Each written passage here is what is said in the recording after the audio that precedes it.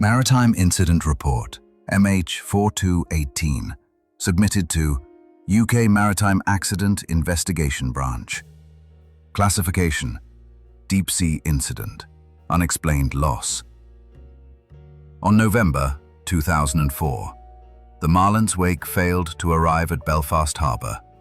Last known coordinates placed the vessel approximately 52 nautical miles northwest of Rathlin Island. No distress signal received. A Royal Navy survey vessel located floating wreckage 5 days later. No survivors, no bodies, no trace of cargo. Hull fragments showed signs of extreme pressure deformation inconsistent with known undersea faults or collisions. Only one item was recovered intact: the ship's Voyage Data Recorder, found floating in a sealed casing. Data contained within is classified under Maritime Black Level Protocol 7. The VDR recordings have been archived.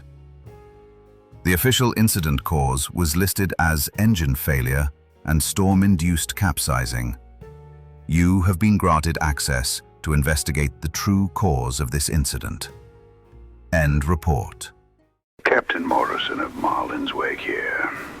Preparing for departure from Bangor. Expected departure at 2300 GMT. Manifest says sealed cargo. Destination Belfast docks. Official business. Oh, I've never seen a port go this quiet. I pulled into Bangor yesterday, right on schedule. Weather was pissing rain and the air smelled like old fish stew left out too long. Not unusual for this coast, mind you, but something felt wrong, like the harbor itself was holding its breath.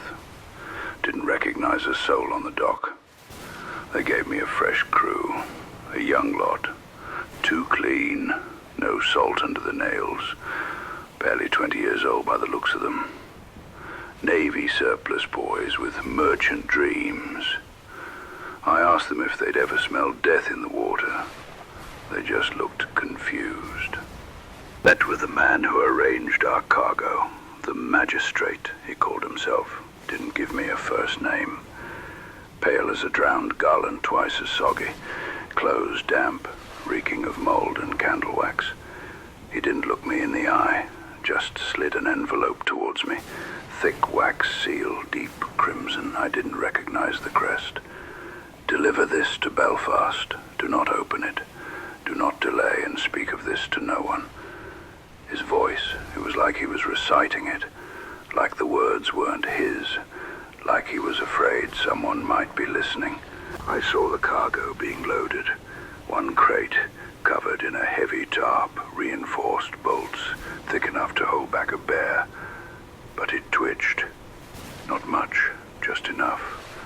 No one else saw it, or maybe they pretended not to.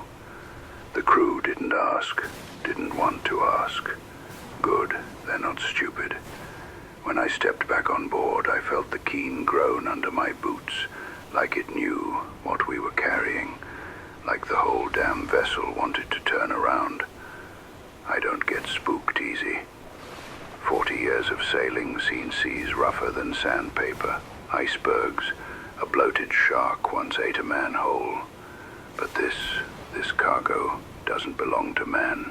I couldn't sleep, so I'm logging. Storm still out on the horizon, brewing slow but sure. Seas flat and slick as oil. Ships too damn quiet. Even the young ones stop chatting. Feels like the ship's listening. Reminds me of a night a few years back in Dingle. A cold pint, warm fire, and an old drunk sod named Fenn sat across from me at the pub.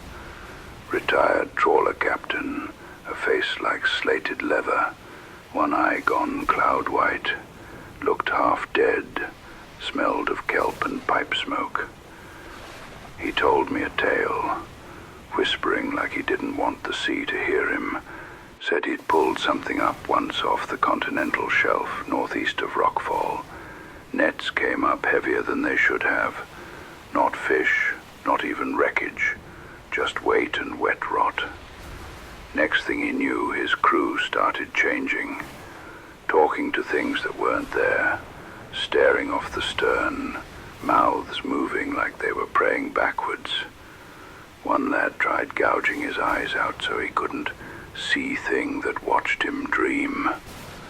Fenn never returned to the sea. Said the ocean has layers, old waves. Said if you sail long enough it starts staring back. I laughed at the time. Now I'm not so sure. We're now 30 nautical miles west of Strangford. Fog rolled up just before dawn, thick as soup. I can't see past the bow from the bridge. Should have burned off by now, but it's clinging to us like a leech. I tried the radar. Must be malfunctioning, keeps showing ghost echoes. Blips appear, vanish. One was right off the starboard side, following us for a while. I've sailed with dead screens before, but this feels different. A flock of gulls passed over here out of nowhere, just past 6 bells. It was hard to see, but they looked bloodied.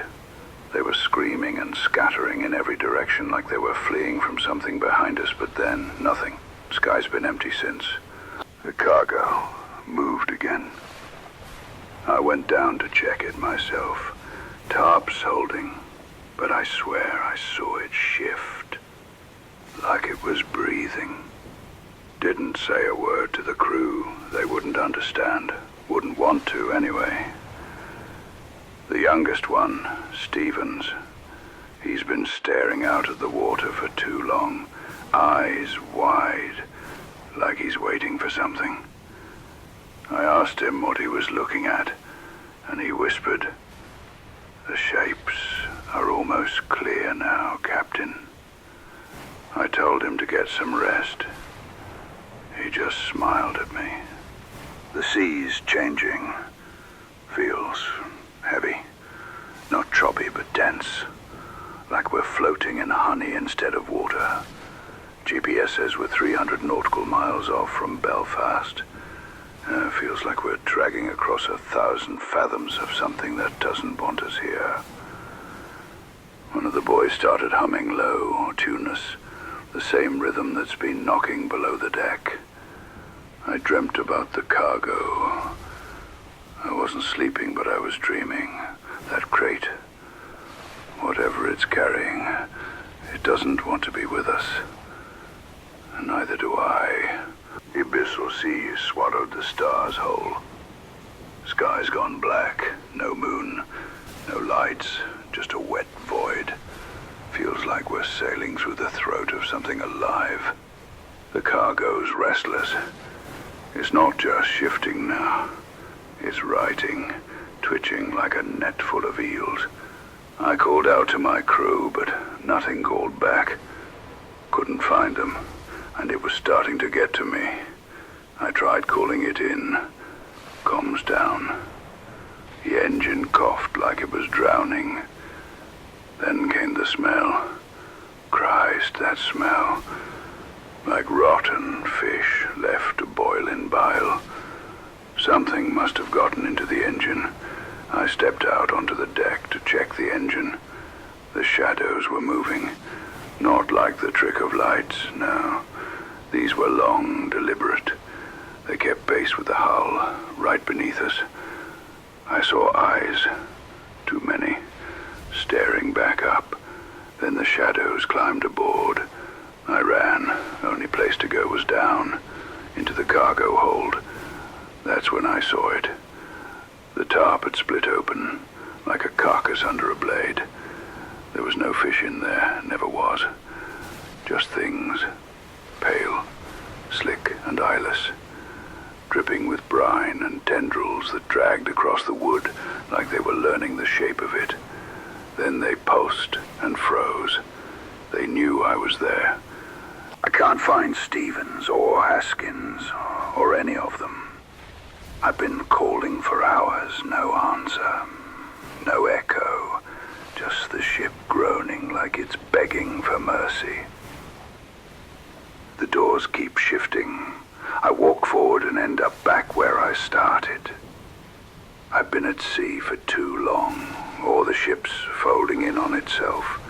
I locked the bridge, bolted the door, But it doesn't matter. I can still hear it below. Not moving, just breathing. I can hear familiar voices, my old crew, Tommy Clarkson, even my mum. But they've been dead for 20 years. I know it's not them. It's that thing that speaks their sound. I looked. I shouldn't have, but I looked. The cargo hole's gone. Just gone. Cracked from the inside. Had things loose.